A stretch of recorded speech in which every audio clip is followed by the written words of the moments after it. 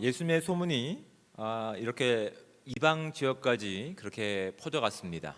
예수님께서는 아픈 자들을 치유하시고 또한 귀신 들린 사람들을 또 자유케 하시고 또한 온갖 질병과 또한 여러 가지 상황 가운데 어려움에 있던 사람들에게 진정한 회복을 주셨다는 소문이 유대 지역뿐만 아니라 이방 지역에까지도 이제 퍼져갔기 때문에 지난주에 살펴봤던 내용 가운데 이방인이면서 백부장인 한 사람은 진정한 예수 그리스도를 하나님으로 믿었기 때문에 비록 그의 육신적인 상전은 로마 황제였지만 하나님이신 예수님께 자신의 모든 삶을 절대적으로 복종했던 그 시간을 우리가 살펴봤습니다. 그래서 예수님께서는 그 이방인 백부장의 믿음을 통해서 온전한 믿음이라고 오히려 그것을 그 믿음으로 나아가지 못하는 유대인들을 향한 무거운 사실은 이 반대적인 질문을 그렇게 하셨던 것이죠. 유대인들은 이렇게 이해하고 있었을 겁니다. 이 땅에 오실 예수 그리스도, 예수 그리스도라는 사실을 알지 못했던 그들은 이 땅에 하나님이 보내신 그리스도가 오면 우리의 상황은 역전될 것이다 라고 기대하고 있었을 겁니다. 즉 하나님이 보내신 그리스도가 온다면, 메시아가 온다면 우리의 주어진 상황에서 우리는 좋은 삶으로 삶의 질이 향상될 것이고 편안하게 될 것이고 모든 것들이 억울했던 것들이 회복될 것이다 라고 절반만 믿고 있었다고요. 그런데 지금 이방인이면서 백부장은 어떠한 믿음을 고백했습니까? 신분의 회복을 꿈꾸지 않았습니다. 그 한 사람은 자신이 섬기던 로마 황제의 주권과 통치권 가운데서 이제는 그 주권을 떠나서 누구에게 항복한 인생을 살았습니까? 하나님이시며 구원자이신 예수님께 온전히 항복한 인생이었고 그 주권을 살아갔던 삶으로 다짐했던 인생이었다고요. 그게 믿음의 아주 중요한 출발점이었습니다. 우리 가운데 주님께서 말씀을 통해서 도전하신 부분들이 바로 그겁니다. 우리가 예수 그리스도를 믿는 근본적인 이유가 예수 그리스도를 믿으면 어떤 신분의 변화가 나타나고 안 풀려던 일들이 잘 풀리는 것, 그것도 참 감사하겠지만 그건 복음의 핵심이 되지 않습니다. 복음의 현상은 될 수 있지만 핵심은 되지 않습니다. 핵심은 예수 그리스도가 나에게 어떤 존재이냐라고 하는 부분이죠. 예수 그리스도가 나의 구원자이시며 창조주이시며 하나님이시라고 한다면 우리는 모든 주권을 그분께 내려놓고 그분의 통치를 받아야 비로소 온전한 복음을 누리는 자들이 되는 겁니다. 그렇지 않다고 한다면 우리는 예수 그리스도를 통해서 이 땅에서 우리가 원하는 삶의 방식을 가지고 우리가 원하는 삶의 공식을 가지고 예수님의 복음의 내용들을 재단할 겁니다. 이런 부분 때문에 이건 기쁨의 내용이 아니야. 이런 것 때문에 이런 것들은 기쁨이 우리 가운데 주어질 수 없어라고. 그런 상황 가운데서 놀랍게도 이방인이었던 백부장은 어떤 믿음을 보이는 겁니까? 하나님이 하나님이시며 나의 구원자이십니다. 제가 그분 앞에 온전히 설 수 없습니다. 저는 그 주권 가운데 순종하겠습니다. 이것이 주님께서 우리 가운데 기대하시는 믿음인 줄 믿습니다. 그런 일들이 있고 나서 예수님께서 이제 발걸음을 돌리셔서 다시 유대 지역인 나인성으로 들어가십니다. 오늘 본문은 나인성에 들어가시는 장면부터 시작됩니다.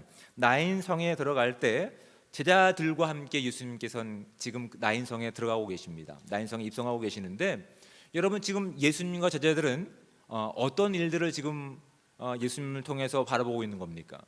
죽음이, 또한 병들이, 또한 귀신에 사로잡힌 그 모든 권세들이 결국 하나님께서 이루실 그 주권 가운데 복종당할 것이다 라고 하는 것들이 하나하나씩 지금 삶을 통해서 경험하고 있는 거라고요. 그러니까 그들은 지금 정확하게 예수 그리스도의 주권 가운데 복종하고 순종하는 믿음은 보이지 않고 있지만 서서히 그들의 인생 가운데서 하나님이신 예수 그리스도를 정말 하나님으로 인정하는 지금 과정 가운데 있는 거라고요. 그래서 그들 가운데 조금씩 삶을 통해서 확신을 채워주시는 예수님의 놀라운 섭리가 이 가운데 있는 겁니다. 그런데 그 예수님의 승리를 만끽하고 나가는 무리와 또 다른 무리가 지금 성문 앞에서 마주치는 것들을 발견하게 됩니다. 12절 말씀을 볼까요? 성문에 가까이 이르실 때에 사람들이 한 죽은 자를 메고 나오니 이는 한 어머니의 독자여 그의 어머니는 과부라. 그 성에 많은 사람도 그와 함께 나오거늘이라고 되어 있습니다. 지금 예수님과 함께하는 생명의, 또한 예수님이 통치하시는 그 주권의 그 무리와 함께 예수님과 마주하는, 성문에서 마주하는 또 다른 무리는 지금 어떠한 권세 가운데, 어떠한 주권 가운데 지금 있는 존재인지를 성경은 우리 가운데 그렇게 보여주고 있을까요? 지금 성에서 나오는 사람들은 지금 죽음이 지배하고 있는, 죽음의 통치를 벗어나지 못하는 이 땅의 모습을 우리 가운데 마치 대변하듯이 예수님이 함께 하시는 무리와 또 다른 죽음이 지배하는 무리를 교묘하게 대비시키고 보이고 있는 겁니다. 죽음이 지배하는 그 무리 가운데는 어떠한 모습으로 나타나고 있냐면 슬피 울고 있는 겁니다. 깊은 절망이 그들을 통치하고 있는 겁니다. 그 깊은 절망 가운데 지금 그들 앞에 누가 와 계신지조차 그들은 관심을 두지 못합니다. 인류의 왕이시며 생명이신, 진정한 자유와 진정한 생명을 허락하시고 하나님과의 관계를 회복하실 하나님이신 예수 그리스도가 그들 앞에 와 있음에도 불구하고 그들은 지금 그 권세 가운데 복종하고 찬양하는 것이 아니라 죽음이라고 하는 권세가 가지고 있는 힘 가운데 그들은 지금 굴복되어서 그들이 할 수 있는 것은 무엇입니까? 깊은 절망과 좌절과 슬픔밖에 없는 겁니다. 주변을 돌아볼 여력이 없습니다. 주변에 누가 와 계신지 그들은 힘을 가지고 바라볼 수 있는 능력이 없습니다. 그래서 예수님께서는 오히려 그 죽음 가운데, 그 절망의 권세 가운데 묶여있는 이 땅 가운데 예수 그리스도가 누구신지를 드러내시기 위해서 이 죽음에서 승리하시는 예수 그리스도를 우리 가운데 보여주고 계시는 거라고요. 어떠한 요청이 있지 않았습니다. 그들이 예수님을 알아보고 이 죽음에서 우리를 건져 주십시오라고 간구하지 않았습니다. 하지만 예수님께서는 그들을 불쌍히 여기셨습니다. 하나님을 온전히 믿고 그 통치권 가운데서 자유와 생명을 누리지 못하고 죽음이 지배하는 통치권 가운데서, 권세 가운데 묶여서 하나님을 바라보지 못하고 하나님께 구원의 손길을 내세우지 못하고 그렇게 절망과 좌절과 한숨 가운데 있는 그 무리 가운데서 예수님께서는 오히려 그들의 깊은 그런 죽음의 공포 가운데서, 슬픔 가운데서, 단절 가운데서 본질적인 부분들을 발견하고 계시는 겁니다. 그들 가운데 진정한 희망이 누군지를 이제 이 사건을 통해서 우리 가운데 보기를 원하고 계시는 겁니다. 소개되는 인물은 누굽니까? 과부로 소개되고 있습니다. 과부. 여러분, 이 과부라고 하는 건 오늘날의 과부랑은 차원이 다릅니다. 이 당시 여인들은 누군가 그 인생을 책임져줄 존재가 없다고 한다면, 남편이라든지 기업 물을 자가 없으면 결국은 생업을 이어갈 수 없습니다. 사기를 당할 수밖에 없고요, 남겨진 그 재산마저 탕진할 수밖에 없는 참 위기의 존재들이었습니다. 그래서 지금 그 여인이 지금 이제 나이가 좀 있는 것 같습니다. 왜냐하면 그 죽은 자녀가 청년으로 소개되고 있거든요. 그러니까 이 여인은 다시 재혼할 가능성이 거의 없고, 그 당시 이 과부가 가지고 있었던 모든 차별과 또한 모든 이런 삶의 파도를 막아줄 지금 방패가 없는 겁니다. 남편도 일찍 여였던 것 같습니다. 그래서 이 여인에게, 이 과부에게 하나 남아있는 이 독자는 어떤 존재였냐면 때로는 남편 같은 존재였다고요. 때로는 친구 같은 존재였을 뿐만 아니라 또한 그 여인에게 생활비를 보충해 줄 수 있는 유일한 길이었고 수단이었으며 유일한 소망이 바로 이 아들이었습니다. 독자였습니다. 그런데 그 아들이 어떻게 된 겁니까? 죽음의 지배 가운데서 그렇게 끊어져 버린 인생으로 우리 가운데 지금 소개하고 있다고요. 정말 그 여인이, 아니 정말 그 죽음을 바라보고 있을 뿐만 아니라 이 이야기를 지켜보고 있는 저와 여러분 가운데 정말 우리에게 소망이 무엇인지, 소망의 대상은 무엇이어야 되는지를 진지하게 고민해 볼 수 있는 귀한 시간들인 거라고요. 왜 이 여인은 그렇게 큰 기쁨과 절망 가운데 눈앞에 와 계신 예수 그리스도를 바라보지 못했을까요? 그들이 기대했던 기대와 소망은 무엇이었나요? 저와 여러분 가운데 기대와 소망은 무엇인지를 본문은 우리 가운데 분명히 도전하고 있는 부분들입니다. 이 여인에게 전적인 소망이었으며 의지의 대상은 하나 남았던 외아들이었습니다. 이 아들이 그녀의 소망이었습니다. 이 아들이 그녀의 전부였습니다. 근데 그 잘못된 대상과 잘못된 이런 소망의 대상은 결국 어떠한 인생으로 끝날 수밖에 없습니까?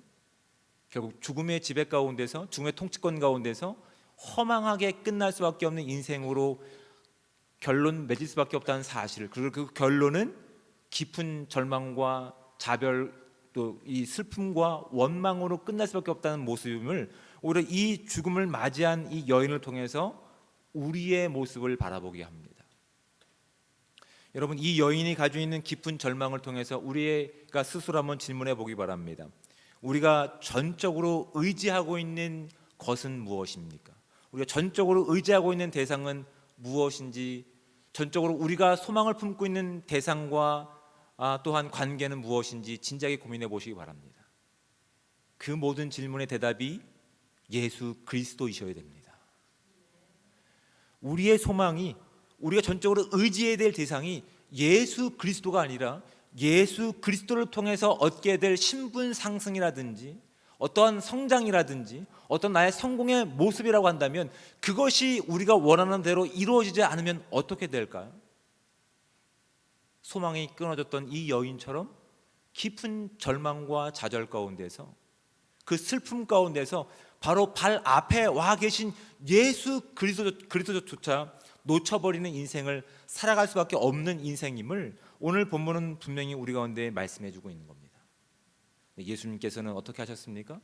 그렇게 절망과 죽음의 공포 가운데, 지배와 통치권 가운데 그렇게 허망하게 인생이 끝나지 않기를 주님께서는 기대하고 계시는 겁니다. 잘못된 기대와 소망의 대상에서 온전한 기대의 대상으로 바뀌기를 주님께서는 기뻐하고 계시는 겁니다. 이 여인뿐만 아니라 저와 여러분 가운데 진정한 소망과 의지의 대상은 우리 예수 그리스도 한 분밖에 없음을 고백하며 나갈 수 있는 이 귀한 시간들 되시기를 우리 주님으로 축복을 드립니다. 우리의 문제에서, 우리의 한계에서, 죽음이 가지고 있는 통치권 가운데서, 주권 가운데서 눈을 들어 우리 앞에 와 계신 예수 그리스도를 바라볼 수 있는 그 은혜가, 그 기쁨이 우리 가운데 충만하게 임하시기를 주님으로 축복을 드립니다. 그것을 알지 못하면 우리는 기뻐할 수 없는 겁니다. 여러분, 우리가 왜 기뻐하지 못합니까? 예수 그리스도가 온 인류에 오셨다는 사실을 문자적으로 알고 있음에도 불구하고, 아니 우리가 고백함에도 불구하고 왜 기뻐하지 못할까요? 혹시 우리는 예수 그리스도라고 하는 이름은 이용하고 있지만 우리의 소망의 목표와 대상은 예수 그리스도 한 분이 아니라 그분으로 비롯된 여러 가지 부수적인 어떠한 것이 우리의 목적과 소망은 아닌지를 진지하게 고민해 보셔야 된다고요. 예수 그리스도의 이름은 언급하고 있지만 이방인 백부장이 고백했던 것처럼 어떠한 것도 내 삶을 주장할 수 없습니다. 이 땅의 통치자도 저를 주장할 수 없습니다. 저를 주장하실 수 있는 분은 오직 이 땅에 오신 예수 그리스도, 당신이 나의 유일한 주권자이십니다. 당신만이 나의 유일한 소망입니다 라고 하는 믿음으로 나아갈 때 비로소 우리가 겪게 되는 한계와 절망과 단절 가운데서 슬퍼하거나 원망하거나 깊은 좌절 가운데 신음하지 않을 수가 있다고요. 그런데 우리의 모습 가운데는 함께 하시는 하나님이 분명히 계심에도 불구하고, 그것을 믿고 고백함에도 불구하고 너무나 많은 신음들이 우리의 인생에 있지는 않는지 진작에 고민해 보셔야 된다고요. 그렇다고 한다면 저와 여러분의 인생 가운데서 누가 진정한 우리 삶 가운데 주인이십니까? 우리가 정말 의지하고 있는 대상은 무엇인지를 진지하게 고민해 보셔야 된다고요. 예수 그리스도 이외의 것이 저와 여러분 가운데 기쁨의 소망이며 또한 의지할 대상이라고 한다면, 여러분, 우리는 지금 주님의 주권을 살고 있지 않습니다. 그 나라를 살고 있지 않습니다. 주님의 이름을 알고 있지만, 부정할 수 없지만, 그분이 허락하는 어떤 결과물 가운데 그것이 우리의 소망이 되어서 그것만을 붙잡고 가는 인생들이라고요. 그런데 눈앞에 와 계신 주님의 그 가까우심을 보고도 우린 그분께 도움을 구하지 못하는 이 여인과 같은 인생이 있음을 성경은 우리 가운데 분명히 보기를 원하고 계신 겁니다. 그런 인생 가운데 주님은 그들에게 찾아가셔서 그들이 원하지 않고 요청하지 않았음에도 불구하고 그들의 깊은 절망 가운데 있는, 그들의 깊은 상처 가운데 있는, 죽음이 통치하고 있는 그 세력 가운데서 오직 주님만이 구원자이시며 유일한 소망의 근거이심을 알게 하시는 목적으로 그에게 찾아가셔서 위로하십니다. 먼저는 어떻게 말씀하십니까? 울지 말라고 말씀하십니다. 온전한 대상이 예수 그리스도께서 그 여인에게 그렇게 위로해 주시는 겁니다. 잘못된 대상을 가지고 그 잘못된 대상과 목적이 결국은 당신의 인생 가운데 슬픔을 줬을 때 그것 때문에 울지 말라라고 누가 얘기하시냐면 그 슬픔을 해결할 수 있는 유일한 구원자이신 예수님께서 명령하고 계십니다. 이건 누가 명령할 수 있을까? 오직 주님만이 하실 수 있습니다. 주님만이. 우리가 주는 위로는 어떻습니까? 그냥 같이 있어주는 것뿐이라고요. 같이 울어주는 것이 그냥 우리가 줄 수 있는 위로의 전부였습니다. 아니, 그 여인 주변에는 이미 그런 사람이 많이 있었습니다. 함께 울어주고 운구 행렬을 같이 하는 것으로 그냥 그쳤다고요. 그 행렬은 울음을 그칠 수가 없습니다. 근데 우리의 모든 눈에서 눈물을 닦아내 주시며 우리의 영원한 기쁨과 소망이 되시는 그분께서 요한계시록 21장 4절 말씀 가운데부터 아픈 것이 다시 있지 아니하리니 처음 것들이 다 지나갔음을 선포하시는 창조주 하나님의 진정한 위로와 그 치유가 비로소 그 흘리는 눈물을 멈출 수 있는 주권자이심을 이 여인에게 명령하시는 예수님의 명령을 통해서 우리가 분명히 확인하게 됩니다. 주님께서는 우리에게 이렇게 말씀하십니다. 잘못된 대상 가운데, 잘못된 주권 가운데 막힌 인생들아, 이젠 더 이상 슬퍼하지 말라라고, 울지 말라라고 권면하십니다. 이 위로를 줄 수 있는 분은 오직 예수 그리스도이심을 지금 이 여인을 통해서 분명히 말씀하고 계십니다. 그리고 또 어떻게 말씀하십니까? 그 운구 행렬을 통해서 그들을 향해 나아가십니다. 가까이 나아가십니다. 근데 이 당시 율법의 그런 정결한 내용 가운데 시체를 가까이 만지는 것은 부정한 일이 되는 겁니다. 그걸 어느 누구도 하려고 하지 않습니다. 그 예수님께서는 충분히 말씀만으로도 그 한 사람을 살리실 수 있습니다. 예수님께서 어떻게 하십니까? 오히려 그 죽음의 지배 가운데, 그 통치권 가운데, 그래서 정말 창조주이신 하나님을 바라보지 못하는, 정말 유일하신 소망의 근원이신 그분을 보지 못하는 그들에게 오히려 시각적인 효과를 가지고 교육을 하고 계시는 겁니다. 다가가셔서 그 관에 손을 대고 계십니다. 그러자 결국 죽음과 원망과 슬픔으로 계속 움직이는 그들이 행동이 어떻게 됩니까? 그 자리에 멈춰 설 수밖에 없었습니다. 생명이신 주님께서는 그 죽음이 만들어내는 깊은 절망 가운데 깊음으로 갈 수밖에 없는 그들을 멈출 수 있는 하나님이심을 이 한 모습을 통해서 그들 가운데 선포하고 계십니다. 그리고 어떤 율법이라든지 그들이 가지고 있는 어떠한 관념이 아니라 정말 가까운 친밀함과 사랑을 가지고 직접 관에 손을 대시면서 그들이 직접 바라보길 원하는 것이 무엇인지를 우리 가운데 분명히 말씀하십니다. 히브리서 4장 15절 가운데 이렇게 말씀하십니다. 우리에게 있는 대제사장은 우리의 연약함을 동정하지 못하실 이가 아니요 모든 일에 우리와 똑같이 시험을 받으신 이로되 죄는 없으시니라.